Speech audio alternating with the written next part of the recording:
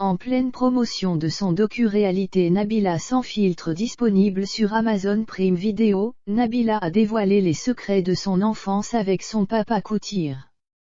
Un père dont les colères et les punitions pouvaient être impressionnantes selon la jolie brune lors d'un entretien avec Le Monde, Nabila a fait de touchantes confidences à propos de son père Koutir.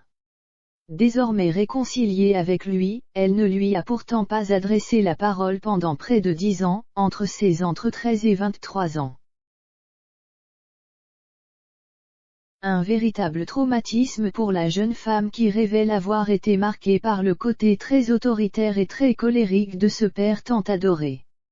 Selon elle, sa malheureuse célèbre dispute avec son mari Thomas Vergara arrivée un soir de novembre 2014 était en partie liée à son enfance marquée par l'impulsivité et la violence. Mon père était sanguin, caractériel.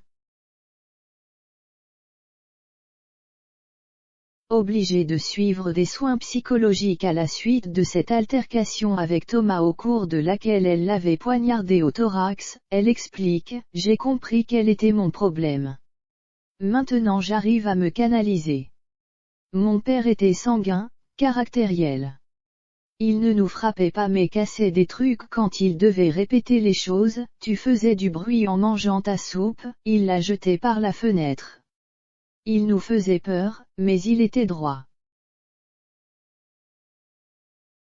Gérer sa colère, c'est un des trucs les plus durs. Condamné à 6 mois de prison, exécuté en travaux d'intérêt général, et 1 mois en détention provisoire à Versailles, la jeune femme se dit désormais plus apaisée et semble vivre une idylle plus sereine avec son époux.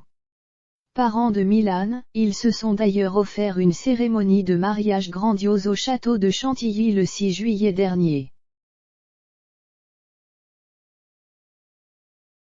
Interrogée par Gala, elle avait d'ailleurs confié ce qui l'avait le plus ému durant la soirée, le moment où son père a débarqué, lui qui ne voulait pas venir à ce mariage très médiatisé. Un magnifique cadeau pour Nabila qui a pensé jusqu'à la dernière minute que son papa ne viendrait pas. J'ai eu peur qu'il ne vienne pas, c'est une relation très spéciale, lui et moi, ça restera toujours un sujet sensible. Mon père n'aime pas la télé, les médias, l'exposition. Ce n'est pas son monde. Il est musulman et introverti, confiait-elle au journaliste du magazine Gala.